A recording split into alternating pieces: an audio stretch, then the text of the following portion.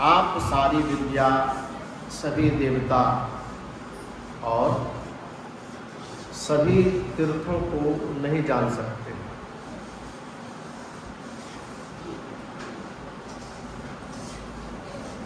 आज विज्ञान जो इतना प्रगति किए हैं, सुख के साधन उपलब्ध वैज्ञानिकों ने किया कि उपज कहाँ का है? मानव के मस्तिष्क का है।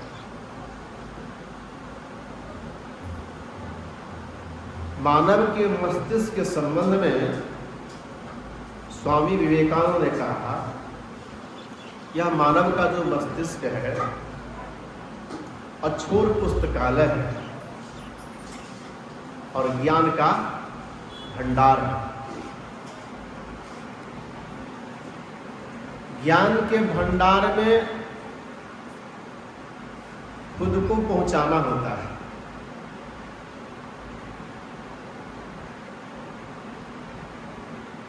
संत कबीर साहब की वाणी को हम लोग सुन रहे थे, कबीर काया समुद्र है, अंत न पावे कोई,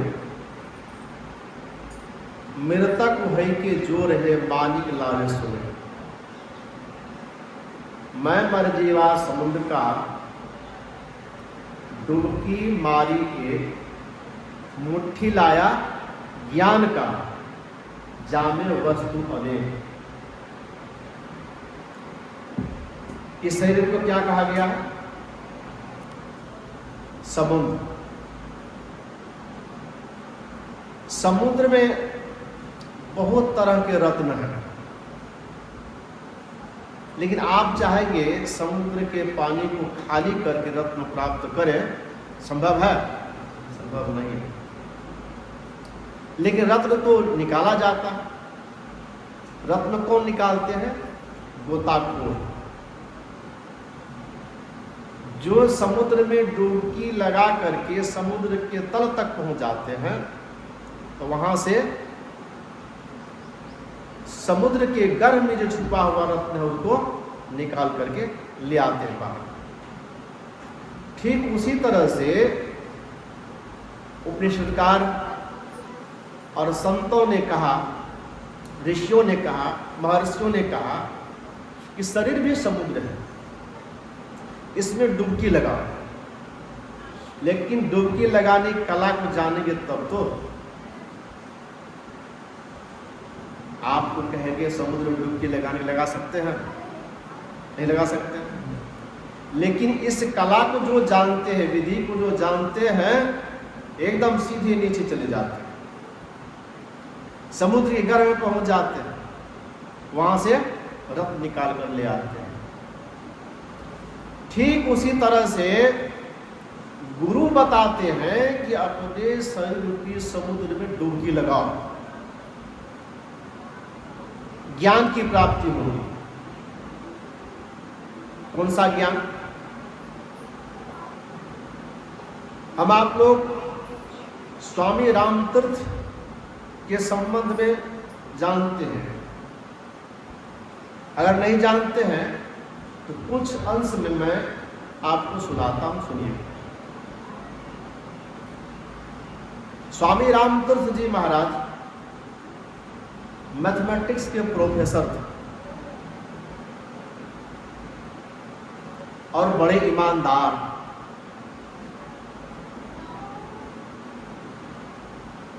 समय पर कॉलेज जाते थे, ईमानदारी से बच्चों को पढ़ाते थे। जिस दिन लेट जाते थे उस दिन का वेतन नहीं लेते थे। समझिए कितने ईमानदार प्रोफेसर थे।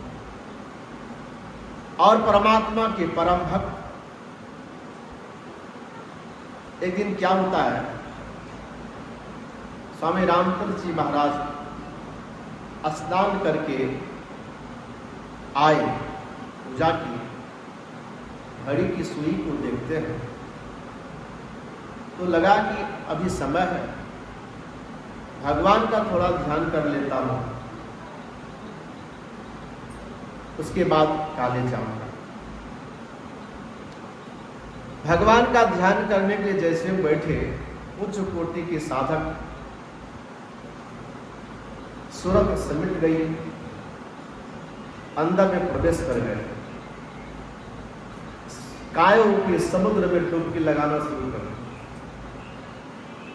जैसे डुबकी लगाए निश्चित हो गए, अर्थात ब्रह्मांड में प्रवेश कर गए। साधक जब साधना करते हैं,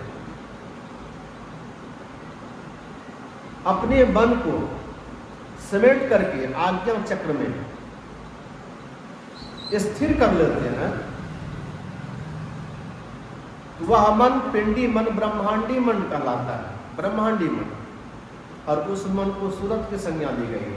मन उल्टे तो सूरत कहा। जैसे पिंड से मन आपका ब्रह्मांड में उलटता है तो संज्ञा हो जाती है सूरत।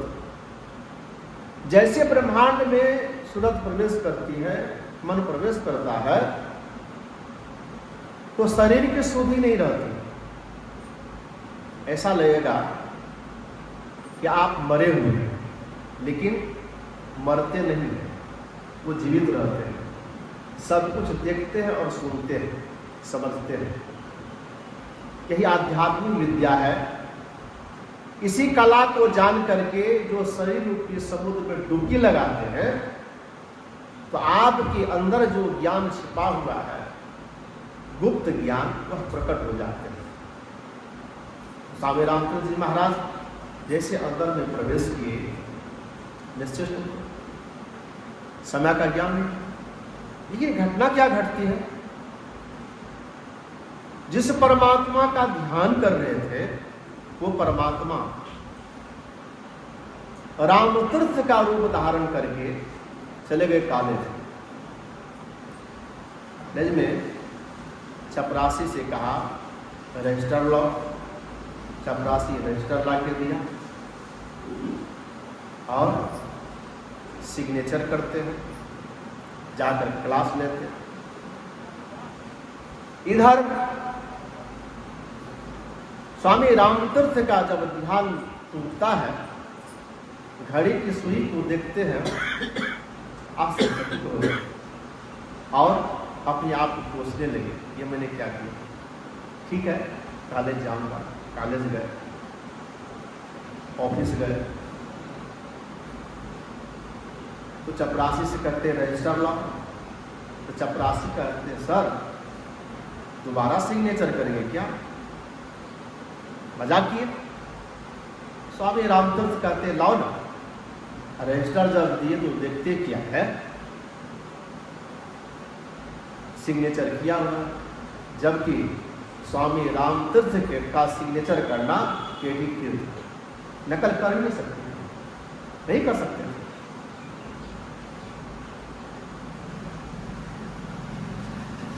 स्वामी रामतीर्थ सोचने लगे, मैं कॉलेज अभी आया हूं तो फिर आज सिग्नेचर किसने किया? तो बरामदा पर टहलने लगे, विचार करने लगे सिग्नेचर किसने किया।